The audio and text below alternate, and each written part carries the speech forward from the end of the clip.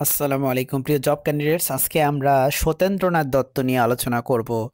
বাংলা সাহিত্য নবম দশম শ্রেণীর বইতে তার সম্পর্কে আলোচনা আছে।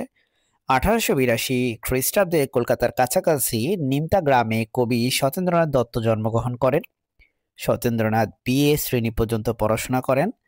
ছাত্রজীবন থেকেই তিনি কাব্যচর্চা করতেন। দর্শন, বিজ্ঞান, ইতিহাস, ভাষা, ধর্ম ইত্যাদি বিচিত্র বিষয়ের তিনি অনুরাগী ছিলেন।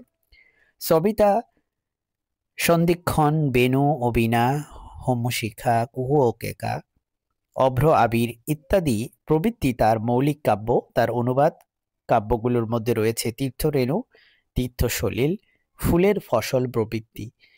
বিবিধ উপনিষদ ও কবির, নানক প্রমুখের রচনা এবং আরবি, ফার্সি, চীনা, জাপানি, ইংরেজি, ফরাসি ভাষার অনেক উৎকৃষ্ট কবিতা ও গদ্য রচনা তিনি বাংলায় অনুবাদ করেন। ছন্দ নির্মাণে তিনি অসাধারণ নৈপুণ্যের পরিচয় দিয়েছেন, এজন্য তিনি ছন্দের জাদুকর নামে পরিচিত ছিলেন। 1922 সালের মাত্র 40 বছর বয়সে তিনি পরলোক গমন করেন।